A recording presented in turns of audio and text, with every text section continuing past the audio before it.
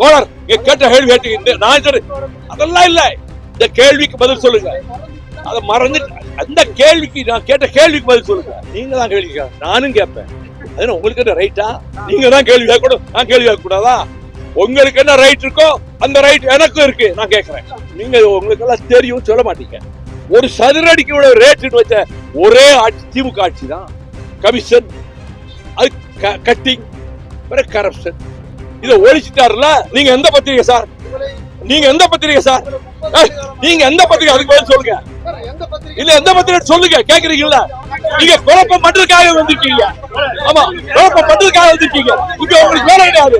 என்ன இருக்கீங்க? வேலை கிடையாது. வெளியே போகலாம், வெளியே போகலாம்.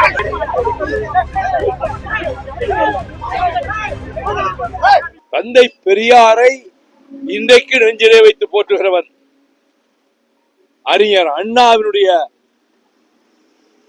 ராஜ்யசபா பேச்சுக்கள், அதன் சில இதுகள் எல்லாம் எடிட் பண்ணிட்டாங்க பின்னாடி.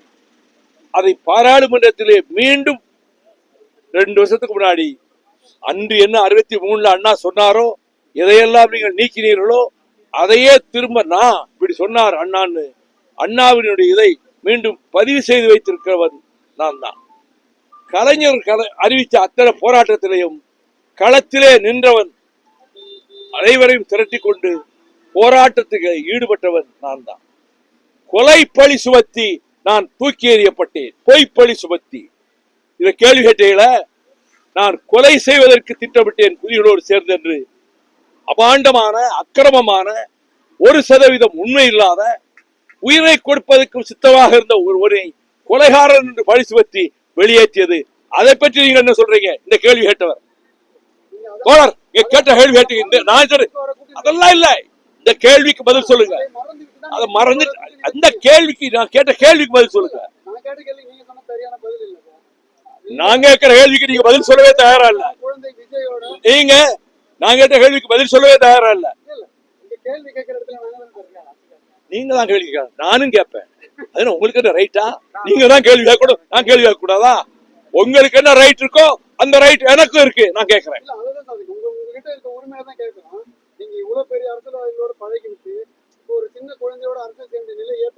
சின்ன குழந்தை இல்ல, கலை உலகிலும் சாவிச்சுட்டு ஸ்டெர்லைட்ல துப்பாக்கி சூடு நடந்து செத்து கிடந்தப்ப வந்த ஒரே நடிகர் அன்னைக்கு ராத்திரி விஜயர் ஒருத்தர் தான். அது தெரியுமா உங்களுக்கு?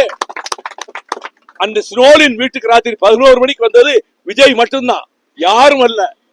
அவர் பல ஆண்டுகளாகவே அவர் மக்கள் சேவை மையத்தை அமைச்சு நடத்திட்டு வந்தாரு.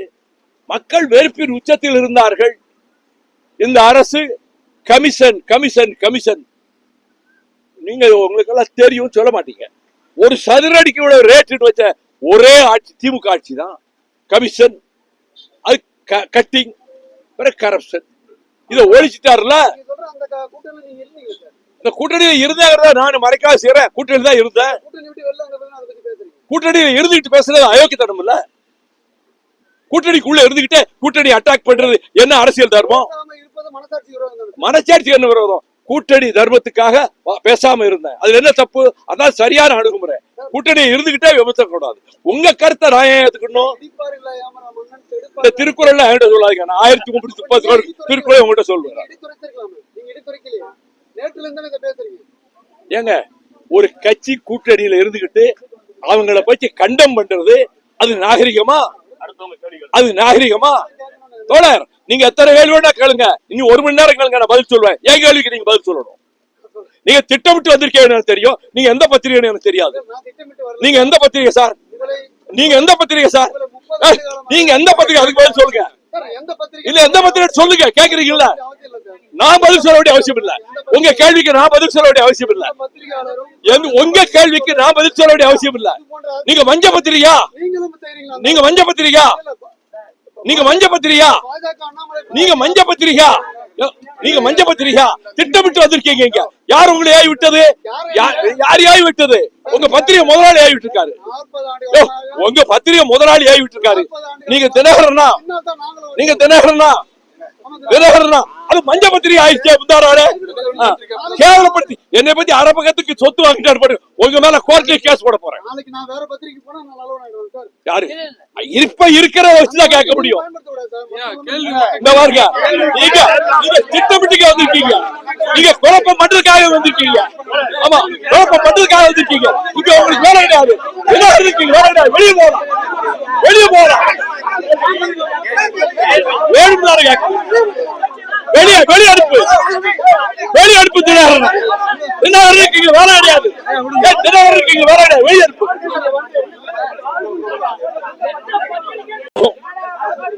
தினகரன் நீங்க வந்து கேட்டா மரியாதை கட்டு போ.